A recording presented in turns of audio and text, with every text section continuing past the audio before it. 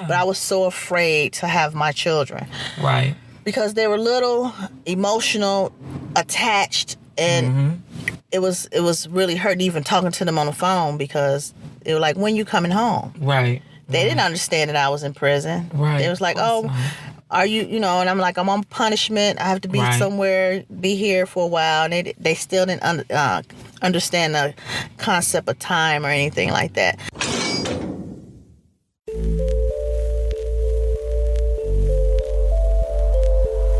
Hello, listeners. This is Sade from Meet the Shoe. Hey, Nina Ross.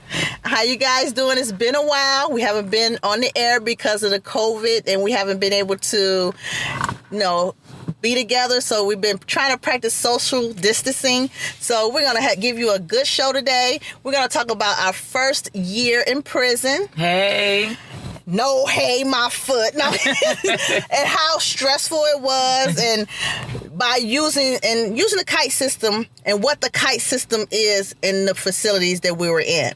So to explain how we communicate within the prison, we have to write kites, which is a formal little letter. I don't know. Ours was like an orange color. Mm-hmm. We write who we want to say to the law library. That was my issue for the first year.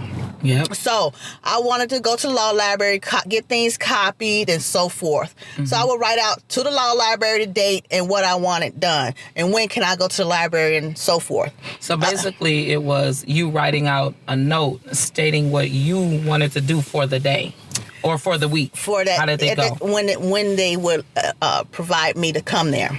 Okay. So that first year, I was trying to file a post-conviction suit, to the courts. Okay, explain to the listeners what that means. A post-conviction is when I had got sentenced and I was trying and I lost in trial. Mm-hmm. And you have so many days to send some new evidence that they had missed and you thought they missed. Uh-huh. So you just send in new evidence to the court to open your case and give you a retrial. Okay. So wait, were you on a retrial or were you on a re-sentence? No, at the time I got sentenced and everything, mm-hmm. and was sent to Shakopee facility. For how long? I got 156 months. Whoa, okay. For first degree controlled substance and conspiracy. And how much time out of 151 months? 56. 56 months. And how much time do you have to do on 156 months? So 156 months is equivalent to 13 years in prison. Okay. So I would have had to do about 9 years straight. Okay. Before you could get it returning home. Mm-hmm. Okay. So that kind of just didn't. That time did not stick in my heart, and I was really upset and just mad at the world, at the judicial system, mm-hmm. on just giving me that much time for non-violent crime. Right. So I filed. I had to go to the library, and it's just filling out a kite and waiting. Mm-hmm. For it to circulate. It was like snail mail. Right. You know what I'm saying? So I'm waiting at least 3 to 5 days mm-hmm. before I get a response from anyone. What, just to go to the library and check? To talk to the librarian and everything. Because I don't want to get information. Right. I needed certain things done. Okay. Because they didn't provide that for me at the library, regular library hours. So if I wanted copies of something, I had to send it in and wait on them to send it back. Okay. It was very frustrating. And what was the length of time that you usually would, have to wait on them letting you be in how much time could you spend in the library? And what did you have to do? Get on a list to get to the library?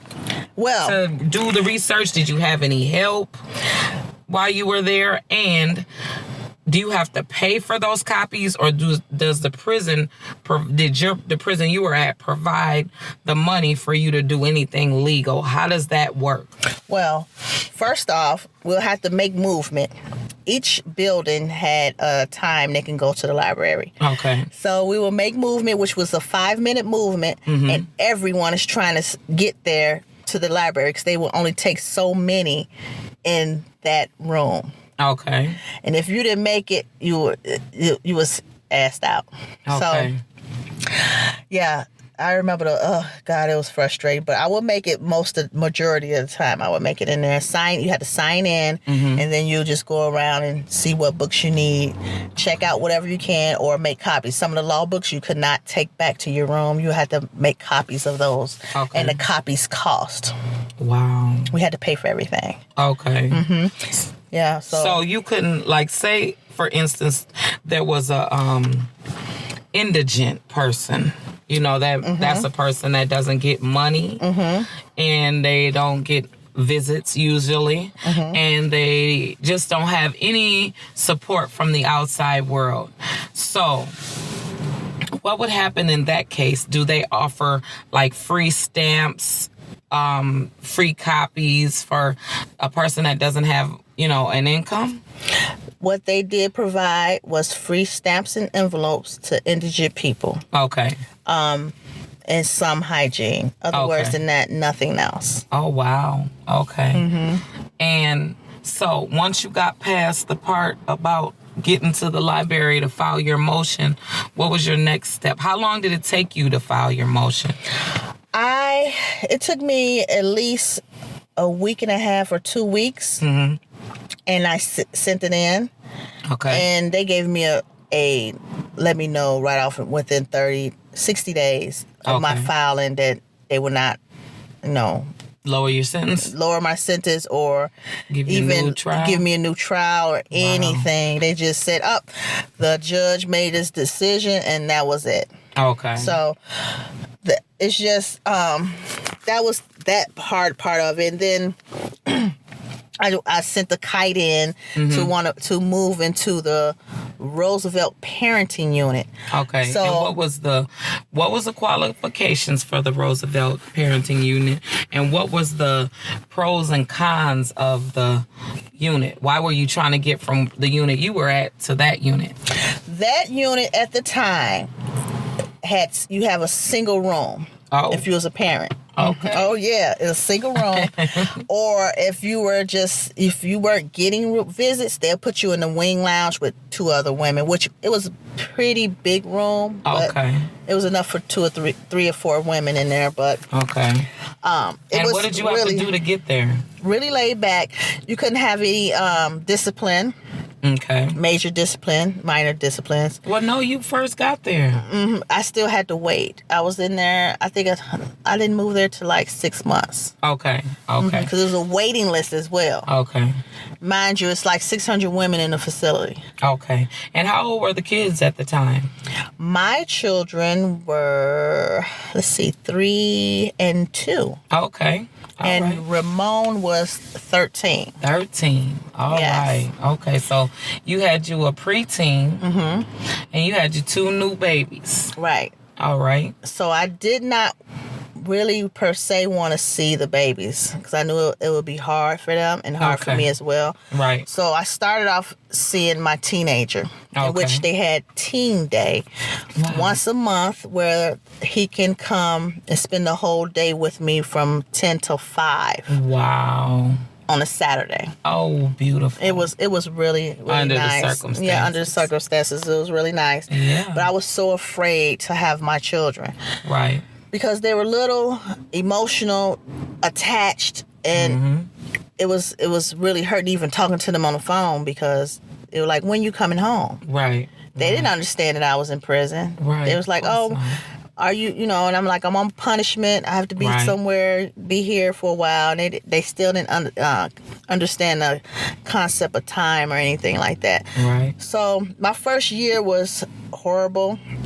I tried everything as far as learning the laws and rules in the facility, as well as trying to see what legislature every year, at that year was proposing. As far as, the House and the Senate, what laws they'll pass, as far as nonviolent criminals, inmates, on time cuts and stuff like that. So I kind of involved myself into doing stuff like that and trying to find an early release. But right. And so was you successful? How? Okay, back it up a little bit. For your first year after that, right? Mm-hmm. And once you got into the parenting facility, right? Mm-hmm. How were you greeted? How were the ladies that were in there? Did they show you the ropes and how to do the bid and, you know, things that you needed to do to get out? Like, did you have any support within the system? You had some support outside the system, but did you have any support inside as far as the women that had come before you or were?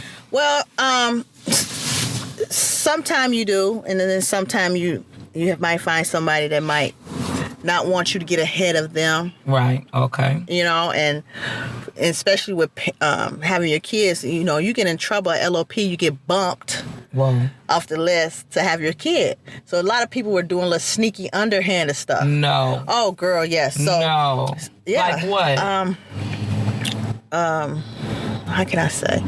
Probably like, give you some, like give you some out the kitchen you ain't supposed to have, that and contraband and tell you that. So people drop kites on that. Oh my God! Yes. So the first time I saw someone drop a kite, and tell the listeners what drop a kite means. Drop the kite. It's the same kite you use to communicate with the staff. It's the same kite you use. You'd be like, such and so and so. Tom and Jerry was in the room or in the bathroom together at this point in time. Whoa. And they dropped the kite and just rewind the cameras and say, okay. No. And then you see nothing but a bunch of police officers coming, handcuffing people and sending them to SEG.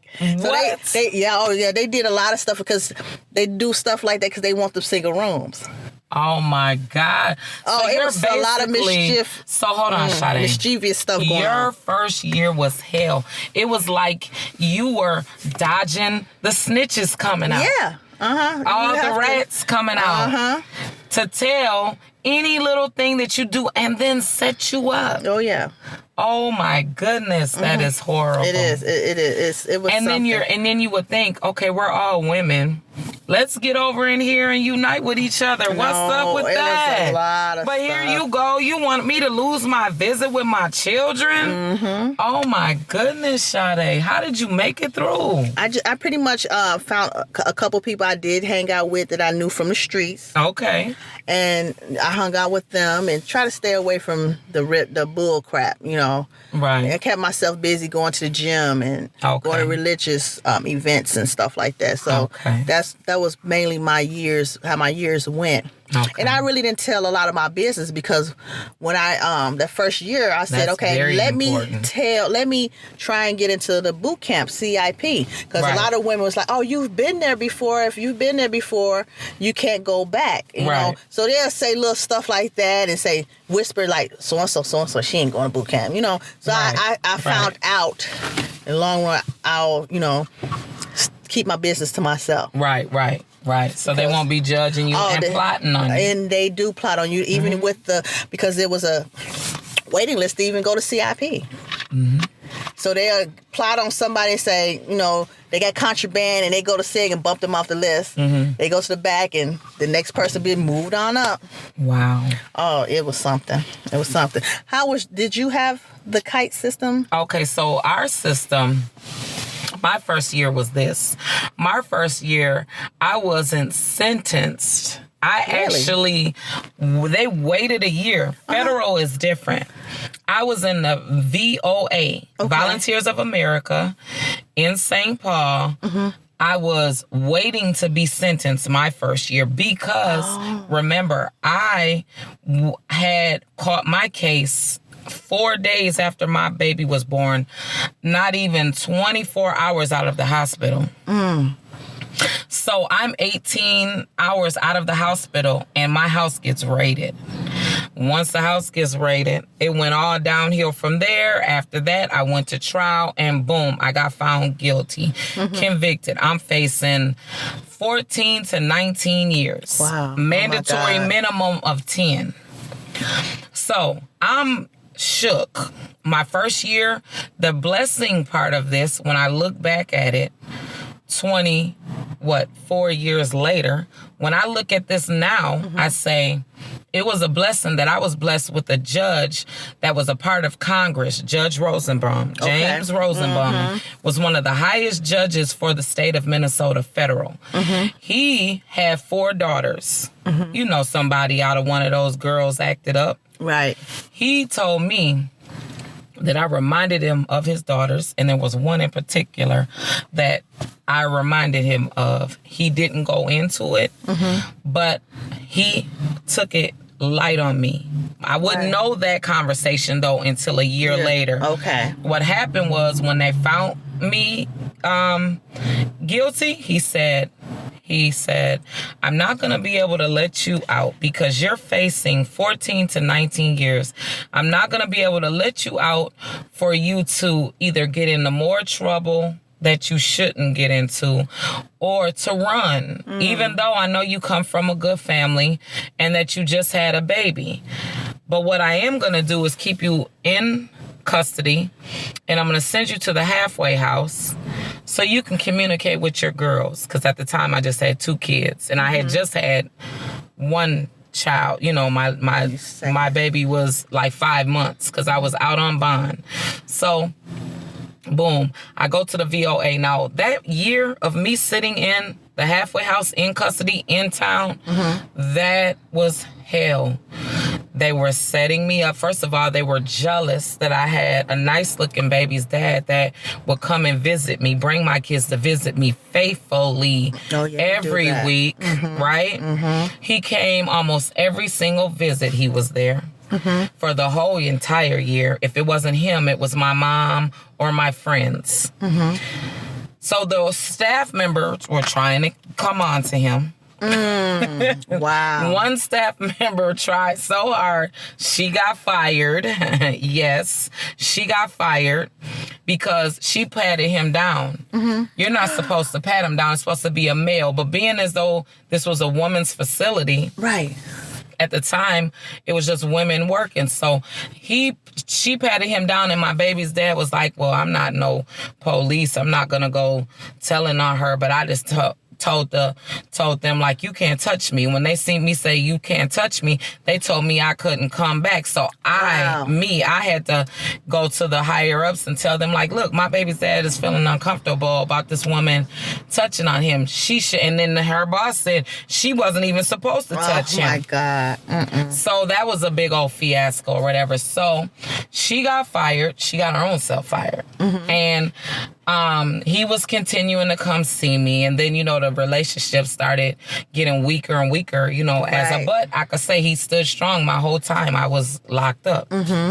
As far as supporting my kids, sending me money, and coming to see me even when I moved out of state. Right. But that first year, I was dealing with that. I was dealing with girls coming in and out of the jail because, see, I was in a facility that it held state and federal. Okay. And it was a halfway house. So, and it was like the workhouse. So they would come for 3 months and leave. So I'm seeing all the people from the hood leaving, coming back. You know, I'm feeling a kind of way because, like, dang, I can't even leave. I can't even go grow and be with my kids, you know? Right. I still don't even know how much time I'm going to get. That is frustrating. I'm like, dang, am I going to get 14 years? I'm going to get 19 years. You know, I'm dealing with that for a whole year. Boom. Let's speed up outside of all the little cutthroat leaving drugs in the room. You know what I'm saying? Up under their bed. Try to even one time put some up under my bed. Them coming to me, my baby's dad would give me money every week, so I had like $1,000 in their safe, and they told me I had to have somebody come pick it up because that was too much money. That I had more money than anybody in the facility. Okay, you know, just little nitpicky stuff. My God. So then, boom, they sentenced me. That's when the judge told me that I reminded him of his daughter, and you know, he can only go down to the mandatory minimum. I hadn't done anything, which I never snitched on nobody, so he couldn't go under the mandatory minimum of 10. He could only take me down to 10, and that was it. So boom. Wow. I was first time. My first time. 10 years. 10 years. 23 years old. And what was it for? Possession of control, stuff in a kilo. That don't make sense. It was crack and powder cocaine. Okay. Both, half and half. So possession of cocaine. And they found $5,000 on me when they got me. They took the $5,000, confiscated the $5,000. And so once I got to the prison, so we're going into my second year, really. Mm-hmm. My first year in the penitentiary, right. That was tough because I'm from Minnesota, mm-hmm. born and raised, real true Minnesota girl at heart.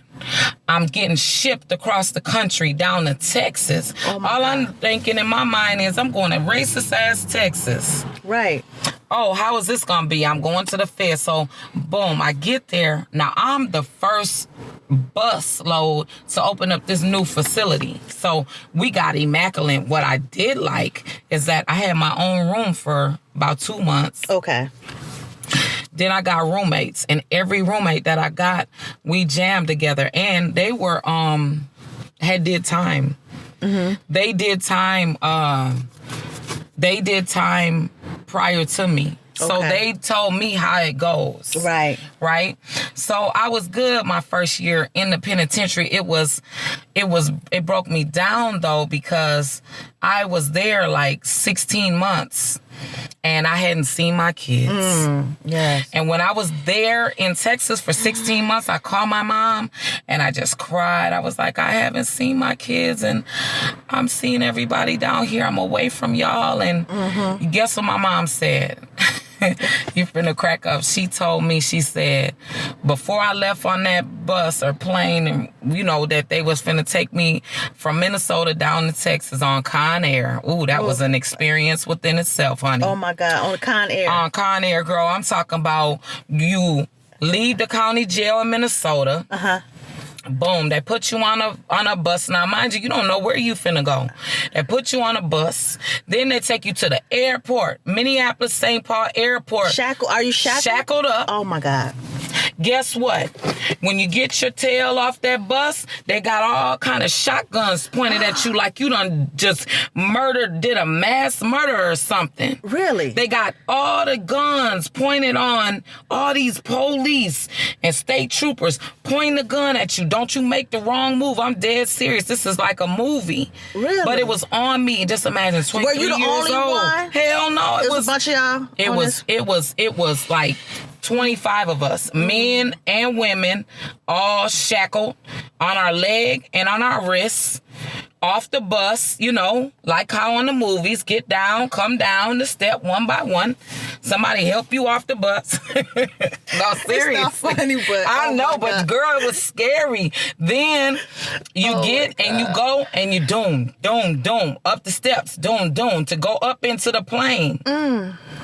You better take that one last look. You look over your shoulder, girl, I want to cry. But, you know, you have to be tough because you're around all these dudes and all these women. So you don't want to look weak because, whoa, you're federal. Right. You know, that's what you got to tell yourself. So you getting on there, Sade. I take a look back. Girl, all you see is helicopters going over our head. Girl, police pointing at the plane in case you make a wrong move. We federal. You don't know who's around you. You don't know if it's the mafia getting on the plane with you or who these people are. You're mass murderers or what. So we get on the plane. Oh, Lord, don't you have to pee? You got to walk past all the dudes to the back of the plane, and it might be a man that have to help you.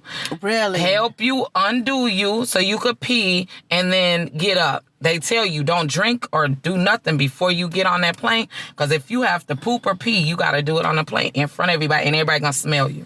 Oh, no. Oh, no. Everybody going to smell you. So, I mean, I didn't have to pee or poop or nothing. I think someone did, but I was in the front, thank God. All the girls got to sit in the front. So we were lucky. The men are the ones that were in the back. Nobody really talked on there. Some people had a conversation, but who wants to have a conversation when you just had all them guns up in your face? So how long was your flight? Oh, my God. I don't know, about 2 hours maybe. So when you got to you mentioned you opened that facility. You was the first bus. How many women did that facility hold? Oh, gosh, like 250 girls. The facility, the floor I was on, dorm 2. Okay. Dorm 2 in the FCI Carswell. That's where I was, in Arlington, Fort Worth, Texas, where they took Kennedy when they killed President Kennedy, and they took him to that hospital. They turned that hospital into a prison. Oh. So that's where I was locked up at. I was there. So the hospital that he got killed, you know, where they took him after he got shot in the head, they have FMC, which is a federal medical facility, and then they have a FCI where I was, and then they have a maximum, and then they have a camp. So I did time in the FCI first, and then they sent me over to the camp. Peep this. They sent me to the FCI to open up that facility that was just being made. Also, we got to see the maximum girls, the medical people, and the camp. We couldn't go to the camp till it was time. Now, the reason why they sent me to the FCI, why my first year was rough, was because I had gang ties. I didn't per se, but I associated with the guys. My case involved Crips. So with that, Crips and guns involved in my case, they up my level. Violent. I was at violent level. I wasn't violent at all. I haven't never had a violent in my life, but I did then. So my first 18 months of my time, I did behind the wall. Wow. And then they sent me across the street to the camp. They called that the kiddie camp, which it was, because it was on a pond, and we lived in a hotel, and we could eat real good, all that. Oh, yeah. But that was like, they're playing. They're dangling a stake over your face. Because if you are on any kind of BS, you're going to run right into that water, or you're going to run over there, because like they had the people that worked in a prison, they lived right on the ground. So could somebody escape from that? Oh, easy. If they was in a camp, not in the FCI. Okay. But if they was in a camp, if they want to walk off, they could walk off. But why? Yeah. Because that would be with you for the rest of your life. You would never, ever, ever get anything. Like, nothing would go good for you if you did that. So it's best if they pushed you to the camp, stay there. There was people, when I got to the camp, I was there for 3 years, right? My second year there, there was a lady that still had 14 years left. But they let her over there. Thank God. And she deserved it. Oh, she was like the special trustee inmate that got to go to the town and do all of that. And she deserved it, though. Okay. So did you ever write kites to take care of any kind of business? Or? So here's the kite thing. When you do kites for us, for federal, you're free to walk around. As long as you're not in a maximum security, feds don't, you're not, contained in a spot. They have movement when you can move. Now, if it's, say for instance, it's 4 o'clock stand up count. That means in Puerto Rico and everywhere in the United States, everybody's standing up. Wow. At 4 o'clock. 4 p.m., like right now, 10 p.m., everybody's standing up. 10 p.m. and 4 p.m., everybody's standing up. That 5 in the morning one, they might hit the end of your bed and make your bed move. And you better pop your head up. But any other day, any other time, on any day, 4 p.m. and 10 p.m., you stand up. For count. Everybody got to have a job. Now, that was a hard adjustment for my first year being in prison. They wanted me to be an orderly. So that's cleaning toilets. So I didn't understand that at first, right? But then everybody was like, you got the best job in the facility. They didn't send you to the kitchen. Girl, you better be happy. They would make you get up at 2 o'clock in the morning just to go to work, to be to work at 4 and only work from 4 to 10. You would only work 4 hours, right? But I just stayed being an orderly. I did move when I moved to the camp, I did work in the dish room. Then after the dish room, I became an orderly for unit, the TV rooms, and the on the ground. So okay, what would be your shoe moment at the time? Okay, my only shoe moment that I had was the best shoe moment, because that's when I wrote my very first book, The Hood Makes Fresh Water. Ooh. I was locked up for 44 days. Mm-hmm. And the reason why I got locked up in the shoe, and our shoe, I was in a camp at Greenville, Illinois, mm-hmm. right? I was at Greenville Institution. I was locked up because I'm a very crafty person. Mm-hmm. I make all kind of stuff. Right. I was making earrings, and I had this glue I bought off of SPO. SPO is special purpose order, right? I ordered the glue. They approved the glue. A racist officer that everybody hated saw me with the glue, and he said, "Where'd you get this?" I said, "I ordered," and I frowned up at him. I ordered it off SPO. He said, "No, you didn't. This is contraband." I said, "No, it's not." He was like, "Yes, it is," and he snatched it. Mm. And I was like, "You're a racist motherfucker." He said, "That's it. You're going in the shoe." I said, "I don't give a fuck." Because I knew I was gone then. Just disrespect me, I'm going to disrespect you. So me and him's going back and forth having a cussing match, and he called me up to the front. He left me alone for that time. He walked away. He called me, walked me up to the front. They told me to cuff up. I cuffed up. They took me to the county jail. Mm-hmm. And when I got there, it was real racist. Wow. Little old small town in St. Louis, Missouri. Mm. And I was scared because even though I could hear other black dudes in the jail, it was their county jail. Mm-hmm. And then I could hear other black girls in my unit where I was. There was nothing but white girls there. And there was only one white girl that came through there that wasn't racist. And thank God she was there until like 2 days before my time was up. Mm-hmm. But when long story short, when the man came, the region, that's what it's called, the regional officer, mm-hmm. came down to talk to me because I was wrote a grievance against him saying he was a racist. He was discriminating. I bought it off of SPO. I had my friends find my receipt and everything, mm-hmm, right? Mm-hmm. Even though that was proven, they still came in there and took 13 days from me.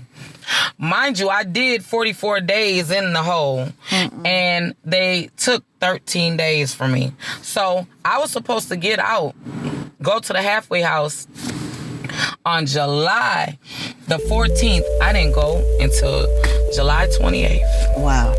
Mm-mm.